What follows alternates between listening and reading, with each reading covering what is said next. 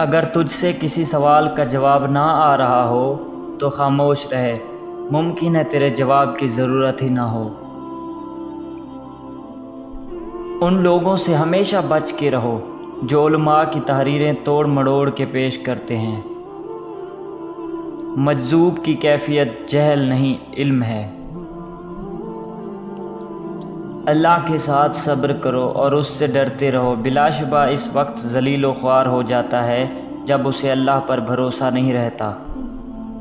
نفس کی پیروی چھوڑ دو اور اس کی طرف اپنا رخ پھیرو جو سچا ہے اور سچائی کی تصدیق کرتا ہے۔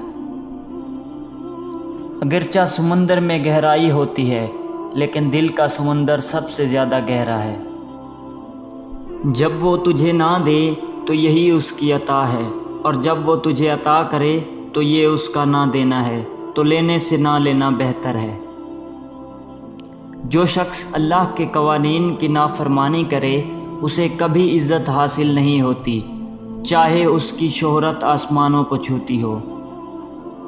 جب بھی حضرت محمد صلی اللہ علیہ وآلہ وسلم کا خیال میرے دل میں آتا ہے تو میں اپنے اعمال کا سوچ کر شرمندہ ہو جاتا ہوں۔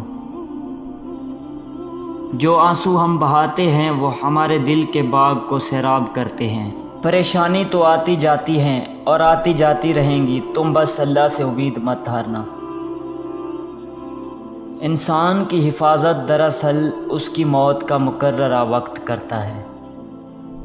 اللہ کا حساب سب کے لیے یکساں ہے۔ جو بیج اپنے چھلکے کو اترنے نہ دے وہ کبھی ایک پھلدار درخت نہیں بن سکتا۔ جس میں یہ چیز دیکھو تو سمجھ جاؤ وہ تم سے سچی محبت کرتا ہے۔ اگر وہ تم سے محبت صرف تمہارے لیے کر رہا ہے تو اس کی محبت پر اعتماد کر لو، کیونکہ یہی سچی محبت ہے۔